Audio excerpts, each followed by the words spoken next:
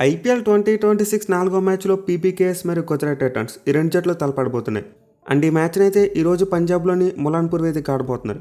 So ఇదైతే చాలా interesting match అని చెప్పుకోవచ్చు. ఎందుకంటే రెండు జట్లు కూడా చాలా సెటిల్డ్ టీమ్స్గా కనిపిస్తున్నాయి. పైగా లాస్ట్ ఇయర్ ఈ రెండు జట్లు టాప్ 4లో ఫినిష్ చేయడం చూసాం. సో దీంతో అయితే ఈ రెండు జట్ల మధ్య ఒక టైట్ కాంపిటీషన్ ఎక్స్పెక్ట్ చేయవచ్చు. అయితే పంజాబ్ కింగ్స్ టీంకి చూసుకుంటే వాళ్ళ హోమ్ సాయిల్ మీద కాస్త ప్రాబ్లం కనిపిస్తుంది. మెయిన్ వాళ్ళ captain Shreyas Iyer home soil మీద అంత మంచి రికార్డు లేదు. అండ్ ఆల్సో జీటీకి అగెనిస్ట్గా చూసుకున్న పీపీకేఎస్కి వాళ్ళ హోమ్ సాయిల్ మీద అంత మంచి రికార్డులు కనిపించట్లేదు. At the same time Gujarat Titans టీంకి చూసుకుంటే వాళ్ళకి సెలక్షన్లో కొన్ని ఇష్యూస్ కనిపిస్తున్నాయి. పర్టికులర్గా థర్డ్ స్పిన్ బౌలర్ని ఆడించాలా లేకపోతే ఒక ఎక్స్ట్రా సీమ్ బౌలింగ్ ఆప్షన్తో వెళ్ళాలని చెప్పి డౌట్లో ఉంటారు. సో వీటన్నింటి గురించి వీడియోలో కాస్త ముందుకెళ్ళాక మాట్లాడుకుందాం.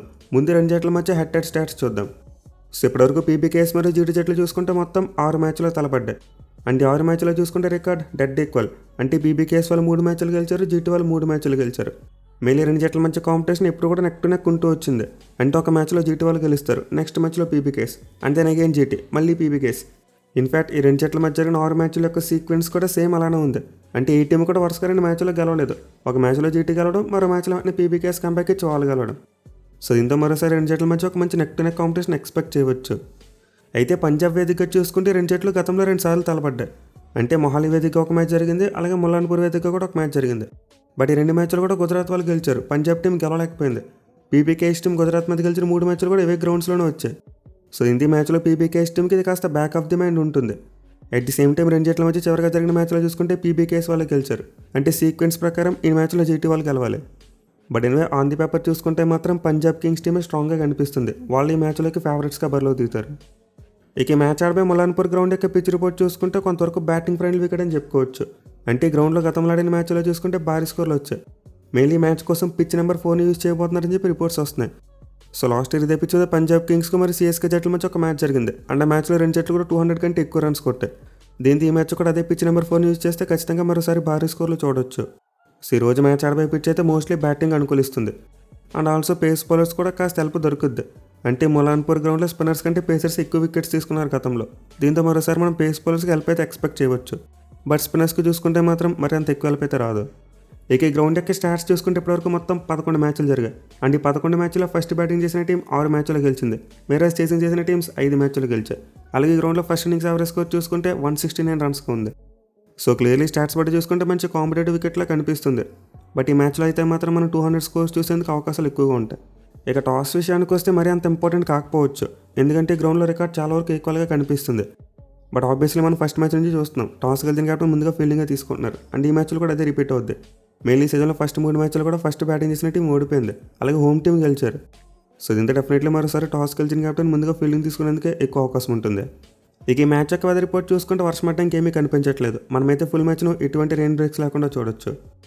ఇక టీమ్స్ విషయానికి వస్తే home team Punjab Kings team వీళ్ళైతే చాలా స్ట్రాంగ్గా కనిపిస్తున్నారు. మనం ఆల్రెడీ ఈ టీం యొక్క అనాలిసిస్ వీడియోలో చెప్పుకున్నాం. వీళ్ళైతే ఈ సీజన్ కోసం పెద్దగా మార్పులు చేయలేదు. బట్ ఎనివే పీపీకేఎస్ టీంకి అయితే స్టార్టింగ్ మ్యాచెస్కి లాకీ ఫెర్గ్యూసన్ అందుబాటులో లేడు.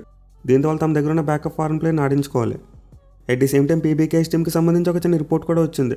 అంటే వాళ్ళు జాస్ ఇంగ్లీష్ ప్లేస్లో కోపర్ కొనెల్ లాంటి ప్లేయర్ని కొనుక్కున్నారు. అండ్ ఇతను వన్డౌన్లో ఆడించేందుకు చాలా ఎక్కువ అవకాశం ఉందంట. పైగా కోపర్ కొనెల్కి క్రికెట్ ఆస్ట్రేలియా చూసుకుంటే కేవలం బ్యాట్స్మెన్గా ఆడేందుకు మాత్రమే ఎన్ఓసి ఇచ్చింది. అంటే నువ్వు ఏప్రిల్ ఎండ్ వరకు బౌలింగ్ చేయొద్దు బాబు, బ్యాటింగ్ కూడా చేయని చెప్పి పంపారంట. దీంతో కోపర్ని ఒక కంప్లీట్ బ్యాట్స్మెన్గా యూజ్ చేసుకోవడం కోసం పీపీకేఎస్ టీం అతను వన్డౌన్లో ఆడించేందుకు చాలా ఎక్కువ అవకాశాలు ఉన్నాయి. సో ఒక్క మార్పు తప్పిస్తే పీపీకేఎస్ బ్యాటింగ్ సేమ్ ఉండబోతుంది. అంటే మరోసారి ఓపెనర్స్గా ప్రియాంశ్ శర్మ మరియు ప్రభసిమ్రన్ సింగ్ వీళ్ళిద్దరు కంటిన్యూ అవుతారు. అండ్ లాస్ట్ ఇయర్ వీళ్ళిద్దరు పెర్ఫార్మెన్స్ చూసాం. పీపీకేఎస్ టీం ఫైనల్ వరకు వెళ్ళిందంటే వాళ్ళ రోల్ చాలా ఎక్కువగా ఉంది. అలాగే వాళ్ళ captain Shreyas Iyer one of the top scorers నిజంగా మైండ్ బ్లోయింగ్ పెర్ఫార్మెన్స్ ఇచ్చాడు. అయితే ములాన్పూర్ గ్రౌండ్లో చూసుకుంటే మాత్రం శ్రేయస్ అయ్యర్ రికార్డ్ అస్సలు మంచిగా లేదు. ఐ థింక్ లాస్ట్ ఇయర్ 5 మ్యాచ్లో ఒక్క మ్యాచ్ కూడా సరిగ్గా ఆడలేదు. 27 రన్స్ అయినా చేశాడు అంతే. అది కూడా కేవలం 100 స్ట్రైక్ రేట్తో మాత్రమే. సో ములాన్పూర్ గ్రౌండ్లో అయితే శ్రేయస్ అయ్యర్ ఈ సీజన్లో అయినా సరే తన రికార్డును మార్చుకోవాలి. అంటే లాస్ట్ ఇయర్లో కాకుండా ఈ సీజన్లో మంచిగా పెర్ఫామ్ చేస్తే ఇంకా పంజాబ్ బ్యాటింగ్ తిరిగి ఉండదు. ఇక తర్వాత మిడిల్ ఆర్డర్లో చూసుకుంటే Marco Stoinis, Nehal Wadhera, Shashank Singh and also Marco Jansen వీళ్ళందరూ పవర్ హిట్టర్సే. సో బ్యాటింగ్ పరంగా పంజాబ్ టీం బలంగా కనిపిస్తుంది. వాళ్ళకి అన్ని డిపార్ట్మెంట్స్లో కూడా మంచి ప్లేయర్స్ కనిపిస్తున్నారు. అంటే టాప్ ఆర్డర్ బలంగా ఉంది, అలాగే మిడిల్ ఆర్డర్ కూడా బలంగా ఉంది. ఇక బౌలింగ్లో చూసుకున్న ముందు చెప్పినట్టు ఒక్క మార్పు మాత్రమే జరగబోతుంది. అంటే లాకీ ఫెర్గ్యూసన్ లేడు. దీంతో అతని ప్లేస్లో పంజాబ్ టీం జేవియర్ బార్ట్లెట్ను లేకపోతే బెన్ వార్సిస్ని ఆడిస్తారు. నేనైతే జేవియర్ బార్ట్లెట్ని ఆడిస్తారు అనుకుంటున్నా. ఎందుకంటే వాళ్ళ దగ్గర ఆల్రెడీ మార్క్ హెన్సన్ మరి రస్దీప్ సింగ్ ఇద్దరు లెఫ్ట్ ఆర్మ్ సీమర్సే. దీంతో మరి లెఫ్ట్ ఆర్మ్ సీమర్ అండ్ వార్సిస్ని ఆడించాకంటే బార్ట్లెట్ని ఆడిస్తేనే ఆ టీం బాగా సెట్ అవుద్ది. ఇక వీళ్ళ స్పిన్ కాంబినేషన్ విషయానికి వస్తే చాలా మరి బ్రార్ లాస్ట్ టైం బాగానే పెర్ఫామ్ చేశారు. అయితే ఈ మ్యాచ్ కోసం మేబీ పీపీకేఎస్ టీం బ్రార్ను పక్కన పెట్టి ఒక ఎక్స్ట్రా పేసర్ని తీసుకోవచ్చు. ఎందుకంటే మనం పిచ్ రిపోర్ట్ టైంలో మాట్లాడుకున్నాం, ఈ వికెట్ ఎక్కువగా పేస్ బౌలర్స్కి అనుకూలిస్తుంది. దీంతో Punjab team extra pace bowler కోసం వెళ్తారు, లైక్ వైశాఖ్ విజయ్ కుమార్ లాంటి ప్లేయర్ని ఆడించుకోవచ్చు. సో ఓవరాల్గా ఫస్ట్ మ్యాచ్ కోసం పీపీకేఎస్ టీం యొక్క ప్రాబబుల్ ప్లేయింగ్ లోన్ చూసుకుంటే ఓపెనర్స్గా ప్రియాంక్ చారి మరి ప్రభ్ సింగ్ బరిలో దిగుతారు. అండ్ దెన్ నెంబర్ 3లో కోపర్ కొనలి, నెంబర్ 4లో శ్రేయస్ అయ్యర్, నెంబర్ 5లో మార్కస్ స్టోయినిస్, నెంబర్ 6లో నేహల్ వధేరా, నెంబర్ 7లో శశాంక్ సింగ్, నెంబర్ 8లో మార్క్ ఎన్సన్, నెంబర్ 9లో హర్ప్రీత్ బార్ ఆర్ వైశాఖ్ విజయ్ కుమార్, నెంబర్ 10లో Xavier Bartlett or Ben Dwarshuis, number 11లో హర్షదీప్ సింగ్ మరియు ఇంపాక్ట్ ప్లేయర్గా యజ్వేంద్ర చహల్ ఆడేందుకు అవకాశాలు కనిపిస్తున్నాయి. సో పీవీకేఎస్ టీంకి ప్లేయింగ్ లోన్ అయితే సాలిడ్గా కనిపిస్తుంది. ఎందుకంటే వాళ్ళు కావాలనుకుంటే ఇంకో మార్పు కూడా చేయొచ్చు. బ్రార్ని అలా ఉంచేసి ఎక్స్ట్రా పేస్ బౌలింగ్ ఆప్షన్ కోసం కోపర్ కొనిల్ ప్లేస్లో అజ్మతుల్లా మధ్య ఆడిస్తే సరిపోతుంది. పైగా ఉమర్చే ప్రజెంట్ మంచి ఫామ్లోనే ఉన్నాడు. So let's see PBKS team వాళ్ళ కాంబినేషన్ ఎలా సెట్ చేసుకుంటారో చూద్దాం. ఇక గుజరాత్ టైటన్స్ టీం విషయానికి వస్తే వీళ్ళ టీంలో కూడా పెద్దగా మార్పులు ఏమీ జరగలేదు. నాకైతే ఒక మేజర్ చేంజ్ కనిపిస్తుంది, అదేంటంటే జేసన్ హోల్డర్ని తెచ్చుకున్నారు. సో గుజరాత్ టీంకి అయితే బ్యాటింగ్లో చూసుకుంటే వాళ్ళ బలమంతా టాప్ ఆర్డర్లోనే ఉంది. అంటే శుభ్మన్ గిల్, సాయి సుదర్శన్ అలాగే జాస్ బట్లర్ వీళ్ళ ముగ్గురు మంచిగా పెర్ఫామ్ చేస్తేనే ఆ టీం మ్యాచ్లు గెలుస్తుంది. లాస్ట్ ఇయర్ కూడా మనం ఇదే చూసాం. బట్ ప్రజెంట్ వాళ్ళ ఓపెనర్స్ ఫామ్లో ఉన్నప్పటికీ బట్లర్ ఫామ్ అంత మంచిగా లేదు, వరల్డ్ కప్లో ఫెయిల్ అయిపోయాడు. దీని ఈసారి కూడా గుజరాత్ టైటన్స్ టీం మేము టాప్ ఆర్డర్ మీద డిపెండ్ అవుతామంటే కుదరదు. మిగిలిన వాళ్ళ మిడిల్ ఆర్డర్లో ఖచ్చితంగా గ్లెన్ ఫిలిప్స్ ఆడించాలి, అతను చాలా మంచి ఫామ్లో ఉన్నాడు. అలాగే వాళ్ళు జేసన్ హోల్డర్ని కూడా ఖచ్చితంగా ప్లేయింగ్ లోన్లో సెట్ చేసే ప్రయత్నం చేయాలి. కైగిసోర్ అప్పుడే ప్రజెంట్ అలానే మంచి ఫామ్లో లేడు. దీంతో అతని ప్లేస్లో జేసన్ హోల్డర్ నడిస్తే వాళ్ళ మిడిల్ ఆర్డర్ ఇంకా స్ట్రాంగ్ అవుద్ది. సో లాస్ట్ ఇయర్ చూసుకుంటే గుజరాత్ టైటన్స్ టీంకి మిడిల్ ఆర్డర్లో అంత ఎక్స్పీరియన్స్ ఉన్న ప్లేయర్స్ లేరు. బట్ ఈసారి మాత్రం వాళ్ళు ఫిలిప్స్ మరియు జేసన్ హోల్డర్ నడిస్తే ఖచ్చితంగా ఎక్స్పీరియన్స్ వస్తుంది, అలాగే పవర్ హిట్టింగ్ కూడా పెరుగుద్ది. ఇక వీళ్ళతో పాటు సుందర్ ఆల్తివతి మరియు షారుఖ్ ఖాన్ ఇలాంటి ఇండియన్ ప్లేయర్స్ కూడా ఉన్నారు. సో దీంతో గతంతో పోల్చుకుంటే ఈసారి గుజరాత్ టైటన్స్ యొక్క మిడిల్ ఆర్డర్ కాస్త ప్రామిసింగ్గా కనిపిస్తుంది. వేరేస్ బౌలింగ్ విషయానికి వస్తే మెయిన్ పేసర్స్గా సిరాజ్ మరియు పరిస్థితి కృష్ణ ఉంటారు. అండ్ ఆల్సో జేసన్ హోల్డర్ కూడా 3వ సీమ్ బౌలర్గా ఉంటాడు. అండ్ స్పిన్నర్స్ విషయానికి వస్తే లాస్ట్ టైం రషీద్ ఖాన్ మరియు సాయి కిషోర్ ఈ కాంబినేషన్ బాగా వర్కౌట్ అయింది. Mainly Sai Kishore excellent bowling చేశాడు, రషీద్ ఖాన్ వికెట్ తీయలేకపోయినా ఇతను తీసేవాడు. కానీ ఇప్పుడు గుజరాత్ టీంకి ప్రాబ్లం ఏంటంటే వాళ్ళకి 4వ పేస్ బౌలింగ్ ఆప్షన్ కావాలి. వాళ్ళ దగ్గర అయితే సుందర్, రషీద్ ఖాన్ అలాగే Sai Kishore 3 spin bowling options కనిపిస్తున్నాయి.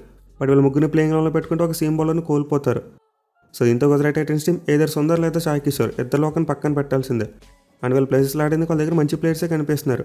లైక్ సుందర్ని పక్కన పెడితే వాళ్ళు ఆల్రౌండర్ హర్షద్ ఖాన్ ఆడించుకోవచ్చు, left arm seam bowler variety కూడా వస్తుంది. లేదు సాయి కిషోర్ని పక్కన పెట్టి ఒక జెన్యూన్ పేసర్ని తీసుకుంటామంటే వాళ్ళ దగ్గర అశోక్ శర్మ లాంటి ఎగ్జైటింగ్ ప్లేయర్ ఉన్నాడు. సో దీంతో గుజరాత్ టీం డిసైడ్ అవ్వాలి, 4వ seam bowling option genuine seam bowling option కావాలని లేకపోతే ఆల్రౌండ్ ఆప్షన్ కావాలని చెప్పి. నేనైతే పర్సనల్గా సుందర్ ప్లేస్లో హర్షద్ ఖాన్ ఆడిస్తే బెటర్ అనుకుంటున్నా, ఎందుకంటే తను లెఫ్ట్ ఆర్మ్ వెరైటీ ఇస్తాడు. పైగా సాయి కిషోర్ లాస్ట్ టైం బాగా పెర్ఫామ్ చేశాడు, తన లెఫ్ట్ ఆర్మ్ స్పిన్తో చాలా పెద్ద పెద్ద బ్యాట్స్మెన్ కూడా అవుట్ చేశాడు. బట్ గుజరాత్ టీం సుందర్తో స్టిక్ అయ్యేందుకు ఎక్కువ అవకాశాలు కనిపిస్తున్నాయి. అతన్ని ఈసారి మిడిల్ ఆర్డర్లో నెంబర్ 4లో పుష్ చేసేందుకు అవకాశాలు కనిపిస్తున్నాయి. ఈ మ్యాచ్ కోసం గుజరాత్ టీం యొక్క ప్రాబుల్ ప్లేయింగ్ లోన్ కూడా చూసుకుంటే ఓపెనర్స్గా శుభ్మన్ గిల్ మరియు సాయి సుదర్శన్ వీళ్ళిద్దరూ బరిలో దిగుతారు. అండ్ దెన్ 1 డౌన్లో జాస్ బట్లర్, నెంబర్ 4లో సుందర్ లేదా హర్షద్ ఖాన్, నెంబర్ 5లో గ్లెన్ ఫిలిప్స్, నెంబర్ 6లో షారుఖ్ ఖాన్, నెంబర్ 7లో రాహుల్ తివాతియా, నెంబర్ 8లో జేసన్ హోల్డర్, నెంబర్ 9లో రషీద్ ఖాన్, నెంబర్ 10లో సాయి కిషోర్ ఆర్ అశోక్ శర్మ, నెంబర్ 11లో మొహమ్మద్ సిరాజ్ మరి ఇంపాక్ట్ ప్లేయర్గా పరిస్థితి కృష్ణ ఆడేందుకు ఛాన్సెస్ ఉన్నాయి. సో అంది పేపర్ చూసుకుంటే గుజరాత్ టీం కూడా బలంగానే కనిపిస్తుంది. మెయిన్ వాళ్ళ దగ్గర మంచి క్వాలిటీ పేస్ అటాక్ ఉంది.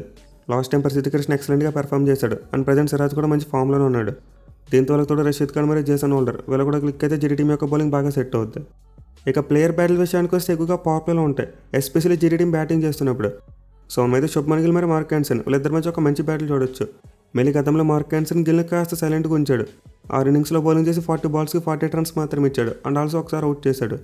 యావరేజ్ పరంగా గిల్కి అప్పర్ హ్యాండ్ కనిపిస్తున్నప్పటికీ స్ట్రైక్ రేట్ కాస్త తక్కువ ఉంది. ఇక నెక్స్ట్ బ్యాటిల్ చూసుకుంటే సాయి సుదర్శన్ వర్సెస్ హర్షదీప్ సింగ్, ఇది కూడా చాలా ఇంపార్టెంట్ బ్యాటిల్. 5 ఇన్నింగ్స్లో 32 బాల్స్ వేస్తే 37 పరుగులు మాత్రమే ఇచ్చాడు. అండ్ ఆల్సో 2 సార్లు అవుట్ చేశాడు.